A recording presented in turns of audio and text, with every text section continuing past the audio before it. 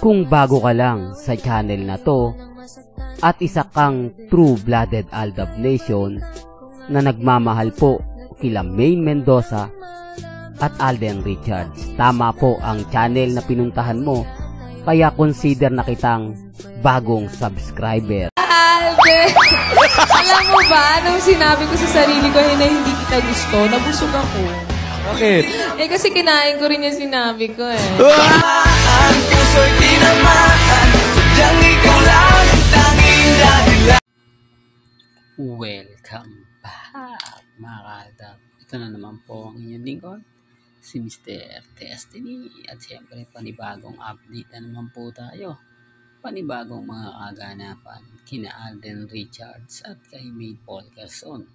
Although throwback po yung pinakita ko, ito lang yung pambasag sa mga nagsasabi sa akin na hindi naman daw nanligaw si Alden Richards kay Maine Polkerson.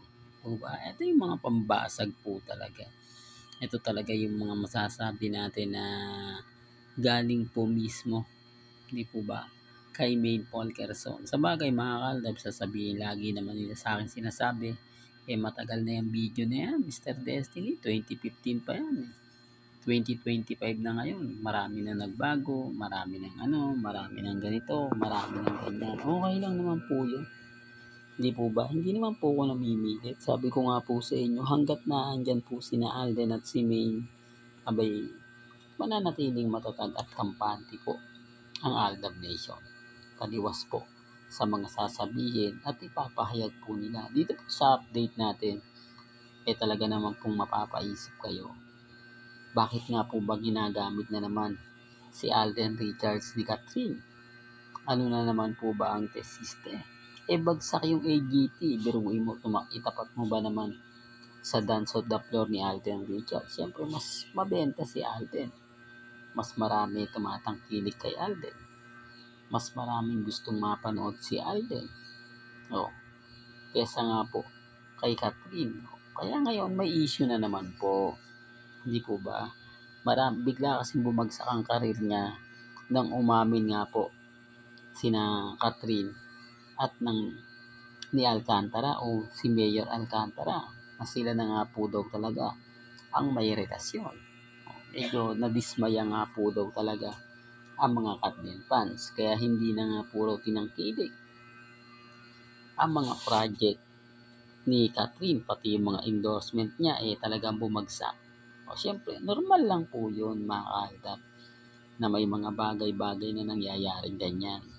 Normal lang po yun na ganun po yung mangyayari. Alam niyo naman po kasi sa showbiz, di po ba, kapag hindi ka na-click, hindi ka na mabenta. Totoo naman po yun baka sabihin niyo, fake news ako. Sa dami po ng mga artista na na-interview at napanood po natin na mga bigating artista noon, sikat noon, biglang naglaho.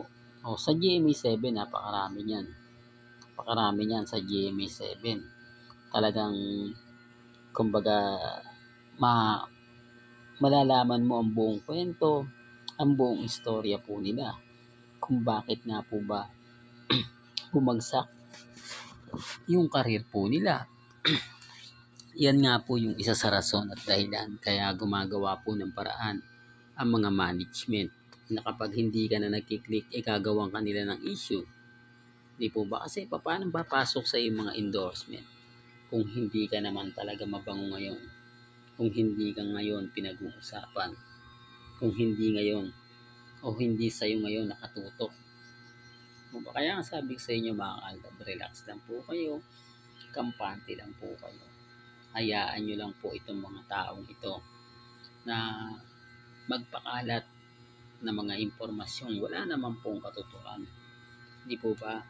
Alam naman natin na ginagamit lang po nila. Alam naman po natin at hindi naman po lingid sa inyong kaalaman na yung mga bagay-bagay na ganyang issue. Hindi po ba? Well, punta naman tayo kay Maine. Nakakagulantang mga kaaldab, no? Yung mga nangyayari ngayon kay Maine. Katakot-takot na pang-iinsulto, pang-haras. Talagang, kumbaga, sinasabing patay na si Mengay, etc. etc. sa mga post po nila, no? Hindi ko alam mga kaaldab kung bakit nga po ba si Mengay yung tinitira nila. Bakit hindi nga po ba si Congressman Arjo ang banata nila? Bakit kailangan si Mengay yung magbibigay ng pasakit? Dahil nga po daw si Mengay lagi nasa telebisyon, laging angat na angat sa social media, laging pinag-uusapan, laging may mga issue, may mga ganap. Di po ba? Kaya sabi ko sa inyo, ito yung maraming naiinggit kay Mengay. Ito yung maraming naiinis kay Mengay. Na alam naman po natin na talagang ganyan po katindi yung galit nila. Pero hindi naman dapat kay Mengay. Yung mga taong nagtitrigger na si Mengay yung may kasalanan, ito yung mga malaki talaga yung galit kay Mengay. Di po ba? Kasi sa totoo lang po, marami naman pong nagsasabi na wala naman pong kasalanan si Mengay. Biktima lang po si Mengay ng pamilya. Di po ba? Kaya lang, syempre, yung pamilya, kailangan din nilang protektahan yung sarili nila. Kailangan nilang maglaglag. Di po ba? Parang, ano lang yan eh. Di po ba? Mga tiwali. Di po ba na kapag naiipit ka, kailangan ikaw lang muna yung magdusa. Hindi po ba? Hindi ka na namin po protektahan. Si Mengay kasi yung una nagsalita. Sa mga hindi po nakakalam, sa mga baguhan lang po kung bakit po nag-trigger ng gusto. Dahil si Mengay nga po raw yung unang nag-react sa issue nga po ng flood control project na sinabing siya daw po yung unang nakinabang kasi siya nga po yung unang nag-react. Tapos pinakita pa yung mga milyon na mga gamit ni Mengay. Di po ba? Na pinaghirapan naman po ni Mengay yung iba ron. Aminado tayo yung iba galing kay Congressman. Dahil pinagkalat naman po nila. Pero hindi po lahat. Di po ba? Hindi po lahat ng mga yaman ni Mengay binigay po ni Congressman Arjo. Kaya nga po masakit. Di po ba? Masakit isipin, masakit sabihin, ipaliwanag, lalo na mga po sa mga taong inis na inis at galit na galit kay Mengay. Kaya nga ako nga po hindi ko kaya maprotektahan ngayon si May. Di po ba? Ang katwiran nila si Congressman Arjo nga Di po ba? Hanggang ngayon ayaw pa mag-resign.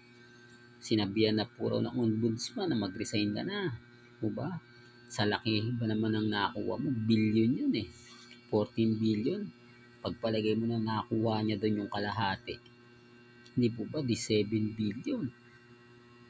Napakalaking pera po talaga nun. Kaya nga sabi ko sa inyo, galing po yan mismo kay Mayor Joy Belmonte. Hindi lang po natin gawa-gawa yan Baka sabihin nyo, gawa-gawa hindi po. Tapos nagsampa na po ng kaso ang mga, di po ba, taga Quezon City kay Congressman Arjo. Yan po yung patunay.